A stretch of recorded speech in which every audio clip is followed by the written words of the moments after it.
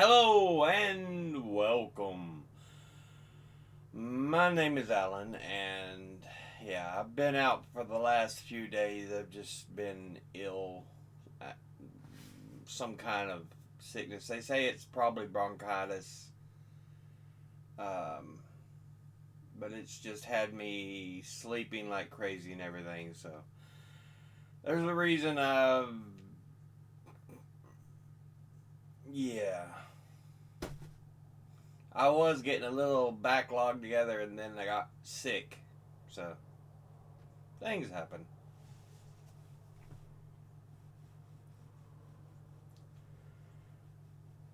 Uh,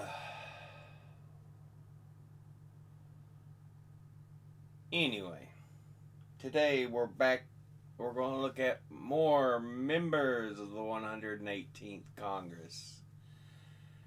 Today we're looking at Representative Claudia Tenney. This is meant to be Thursday's video, by the way.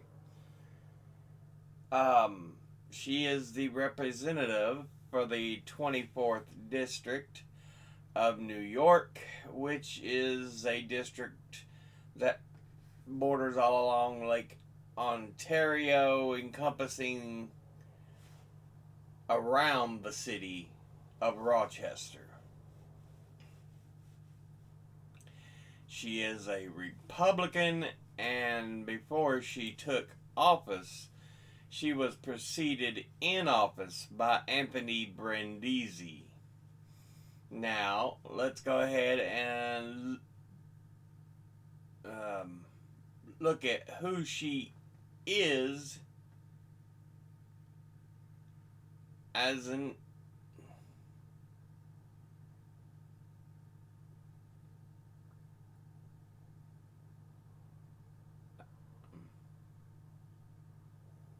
well,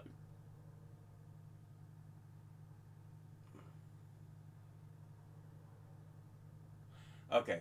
Yeah, it's kind of confusing here. Sorry. Um, U.S. House Representative, she apparently took office in 2021 from Brindisi, but even before that, she had took office from a Richard L. Harris. She apparently was succeeded by Brindisi, and then she took office back from Brindisi. So, anyway, let's go ahead and look at who she is as an individual. She was born in New Hartford, New York on February the 4th, 1961. Graduated from New Hartford High School in New Hartford, New York in 1979. Earned a Bachelor of Arts from Colgate University in Hamilton Township, New York in 1983. Earned a JD from Cincinnati University in Cincinnati, Ohio in 1987. Was a staff member on the Consulate General of Yugoslavia. Has been a media owner, a lawyer, private practice lawyer, member of the New York State Assembly 2011 to 2016, had an unsuccessful candidacy for election to the 114th Congress in 2014, elected as a Republican to the 115th Congress. She was an unsuccessful candidate for re-election to the 116th Congress before being elected again as a Republican to the 117th and two following Congresses. To the one following Congress. So altogether, she's had 3 terms. So she was elected for a term, got beat the next term, and then she won back into office and the following term. So now let's go ahead and look at the committees she is on. She is on the Committee on Science, Space, and Technology, of which she's on the Subcommittee on Energy. She is on the Committee on Ways and Means, of which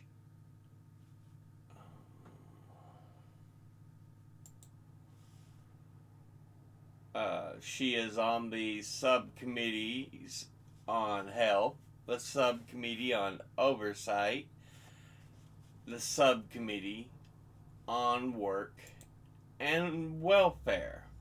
Now, let's go ahead and look at her top 5 industry donors over her career. At the top, retired, who have donated $1,840,387. Next is leadership PACs, who have donated $1,143,973. Next is securities and investment, who have donated $1,031,652.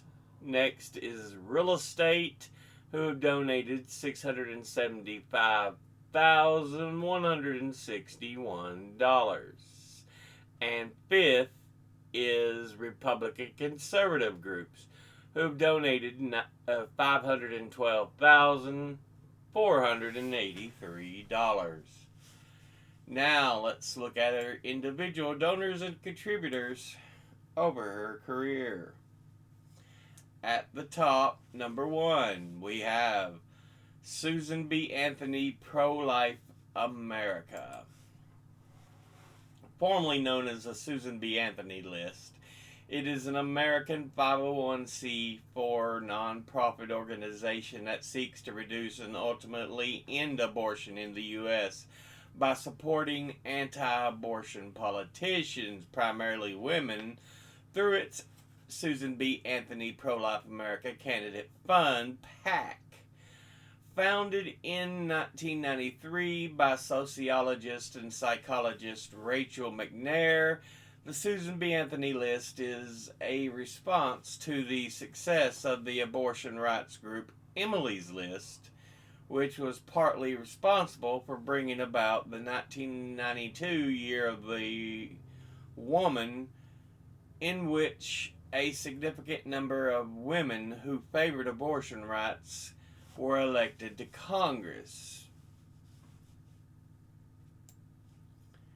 McNair wished to help anti-abortion women gain high public office. She recruited Marjorie Danner Felser and Jane Abraham as the first experienced leaders of the Susan B. Anthony List. Dannenfelser is now the president of the organization, and Abraham is the chairwoman of the board.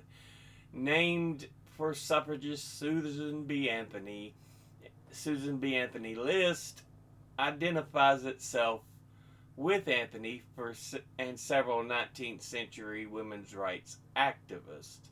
The Susan B. Anthony List argues that Anthony and early feminists were opposed to abortion, a view that has been challenged by scholars and abortion rights activists. Anthony scholar Andy Gordon and Anthony biographer Lynn Scher write that Anthony spent no time on the politics of abortion. But yeah, it was founded in 1993 and is headquartered in Washington, D.C. Altogether, it has donated $97,204, and once again, that's Susan B. Anthony Pro-Life America.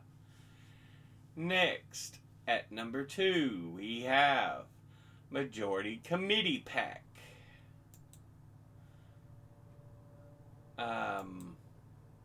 All we really know is it's a leadership pack affiliated with Kevin McCarthy of California that works to get other Republicans elected to office.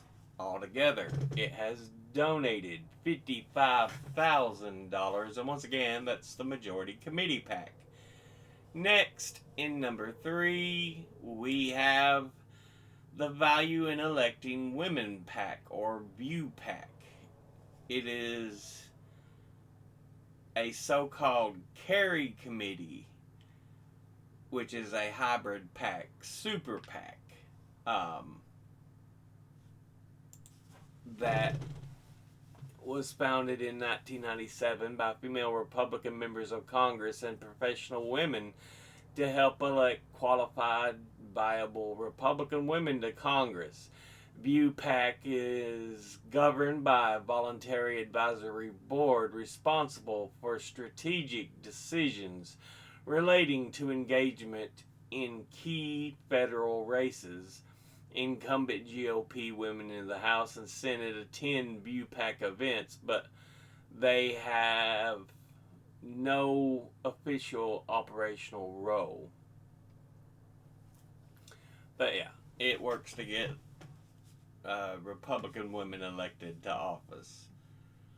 Altogether, it has donated $55,000, and once again, that's the Value in Electing Women pack.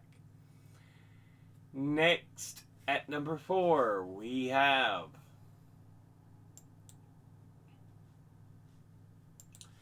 Koch Industries. It is an American multinational conglomerate corporation based in Wichita, Kansas, and is the second largest privately held company in the U.S. after Cargill.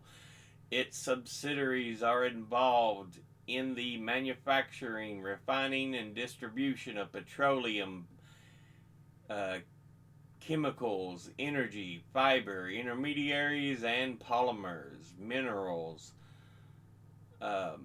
fertilizer, pulp and paper, chemical technology equipment, cloud computing, finance, raw materials, trading, and investments. Koch owns Flint Hills Resources, Georgia Pacific, Guardian Industries, Infor, Invista, KBX, Koch Ag and Energy Solutions, Koch Engineered Solutions, Koch Investment Groups, Koch Mineral and Trading, and Molex.